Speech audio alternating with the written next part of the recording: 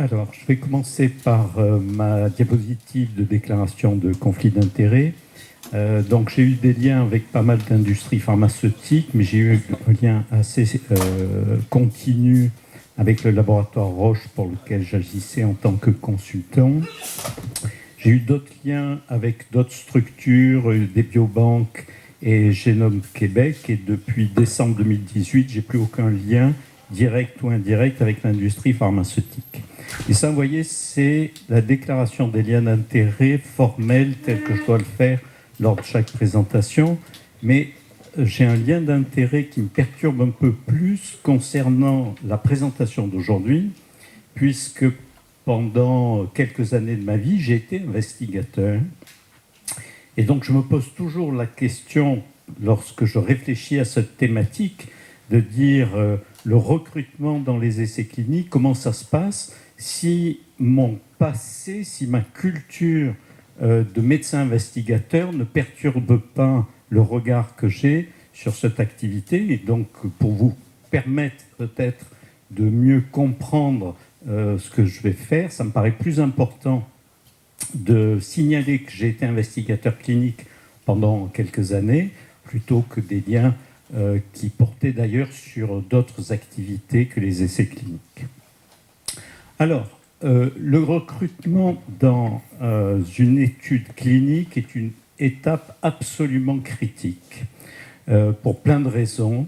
D'abord, commencer une étude, si on part du principe qu'on ne va pas arriver au bout, ce n'est pas la peine de commencer. Donc, quand on commence une étude clinique, on part du principe qu'on va y arriver.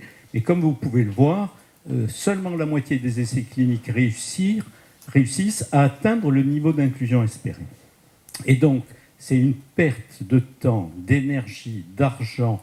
C'est quelque part aussi, si j'en reviens à cette idéologie de la promesse, quand on dit à des financeurs qui sont parfois des organismes caritatifs qui prennent de l'argent, qui récoltent de l'argent auprès de gens qui ont parfois des moyens limités, quelque part on trahit notre promesse de dire on va faire progresser la connaissance si on ne réussit pas à mener à terme les études que l'on envisage de faire.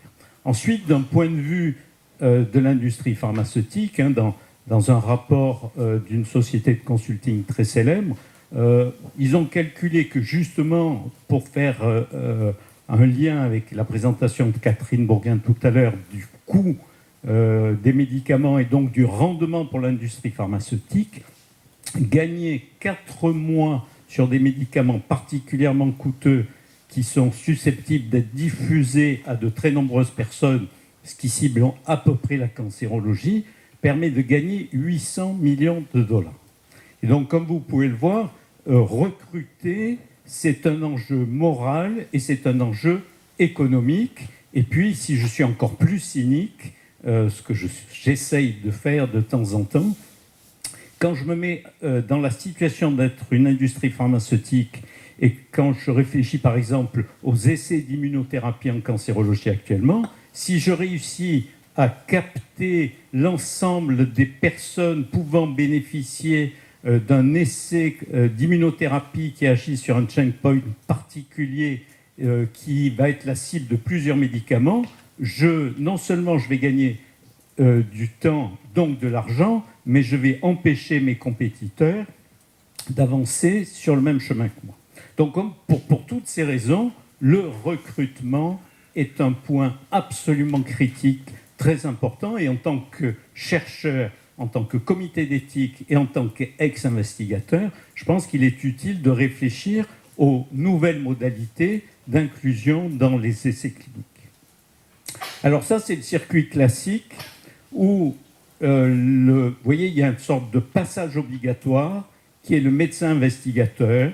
Et le médecin investigateur était l'interface unique entre les patients potentiels et l'ensemble des industries pharmaceutiques. Donc c'était ce médecin investigateur qui avait, je trouve, un pouvoir sans doute disproportionné, en tout cas une capacité d'orientation considérable, puisqu'il choisissait le laboratoire avec lequel il allait travailler. Enfin, l'inverse est aussi vrai. Parfois, c'est les laboratoires qui choisissent les investigateurs qui ont des gros recrutements. Et puis ce médecin investigateur repérait les gens et leur disait, à peu près dans le même temps,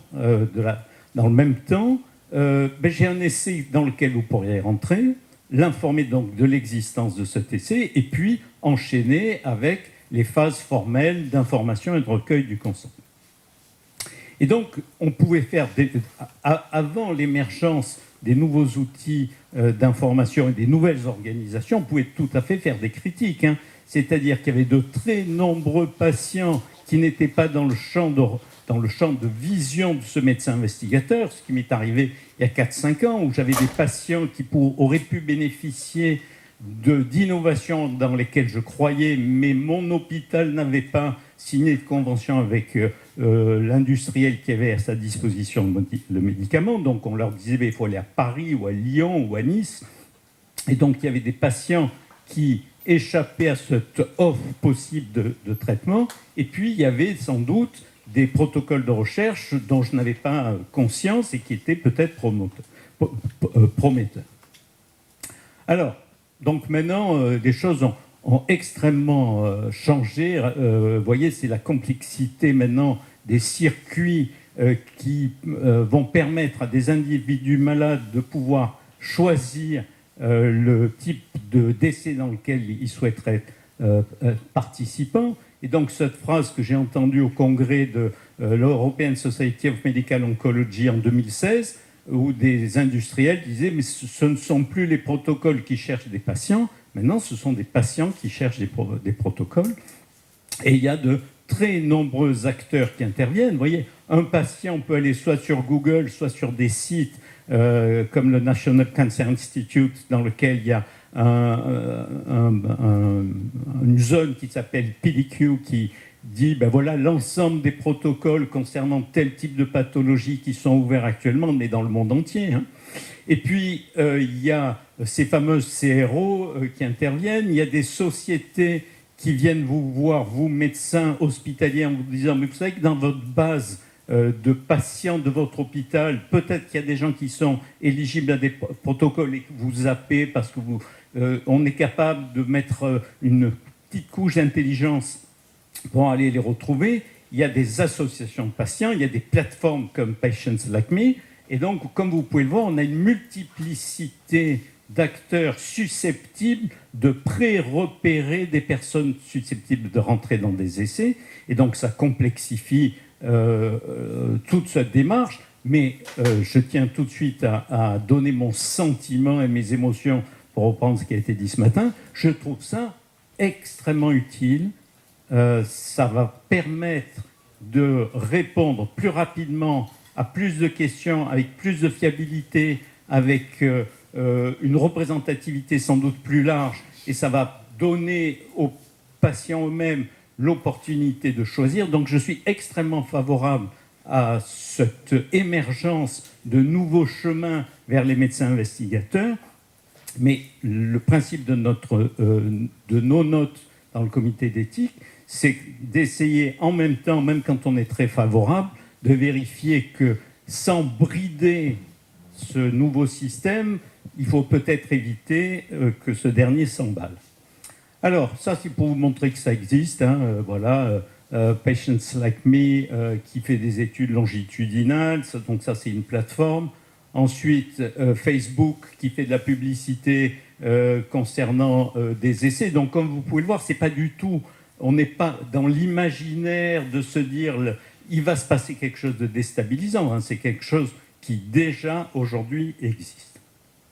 Alors, si j'en reviens à ma position telle que je l'ai occupée pendant un petit moment de médecin investigateur, donc les deux dernières étapes, c'est-à-dire l'inclusion formelle et l'information formelle, sont toujours de notre ressort de médecins investigateurs formés, agréés, et avec notre CV, nos procédures, ainsi de suite. En revanche, tout ce qui est juste en amont de ce moment où, dans mon cabinet médical, je voyais arriver quelqu'un qui a une maladie, à qui je disais, voilà, on a un essai, voilà comment ça se passe, etc., qui est le repérage, quels sont les patients qui ont telle maladie, qui ont tel profil, etc. la préinformation, ça existe, ça existe à tel endroit, voilà comment ça se passe, et vous pouvez prendre rendez-vous avec tel médecin investigateur. Tout ça, il y a 5 à 10 ans, était fait par la même personne, au même moment, au même endroit, ce qui donc, si je me souviens bien, sont les caractéristiques de la tragédie. Et donc, au jour d'aujourd'hui, la question qu'on peut se poser, c'est celle-là. Tout ce reflux du rôle que j'avais au préalable de médecin investigateur, est-ce qu'on laisse faire le marché et les acteurs, ou est-ce qu'on doit se poser des questions, comme je l'ai dit tout à l'heure, entre brider cette évolution souhaitable et la laisser s'emballer? Donc je pense que notre rôle au comité d'éthique, c'est de faire l'analyse de la situation, de pointer ce qui nous paraît être déstabilisant et qui nécessite peut-être des réflexions particulières. Et donc, parmi les réflexions que nous avons eues dans notre groupe de travail, c'est-à-dire comment réguler l'information d'amont, c'est déjà d'y avoir accès. Je sais que François Hirsch, qui travaille dans un comité de protection des personnes, m'a dit que quand il voyait que le repérage, la préinformation existait, le CPP leur demande vos flyers, qu'est-ce qu'il y a dedans, ainsi de suite. Donc déjà, si les gens ont conscience de cela et qui travaillent dans des organismes de régulation plus ou moins importants, avoir accès à ces informations d'amont, demander des modifications et surtout bien comprendre ce qui se passe, c'est utile. Et puis, comme vous avez vu, j'ai commencé par les règles de conflit d'intérêts et de contrôle. Je vais terminer par ça. Est-ce que les règles qu'on nous a appliquées à nous concernant les conflits d'intérêts, la transparence, ainsi de suite, est-ce qu'on ne doit pas les tendre à, en particulier, les fournisseurs de méta-information? Hervé, ce matin, dans son introduction, a parlé du syndrome TripAdvisor. C'est à peu près ça, hein, si vous voulez. S'il y a un organisme, quelque part, qui va porter des méta-informations et des jugements sur les protocoles, ça serait intéressant de savoir qui le contrôle, comment ça se passe. Et donc, ce sont ces réflexions que je vous livre. Voilà, merci. Merci beaucoup, François.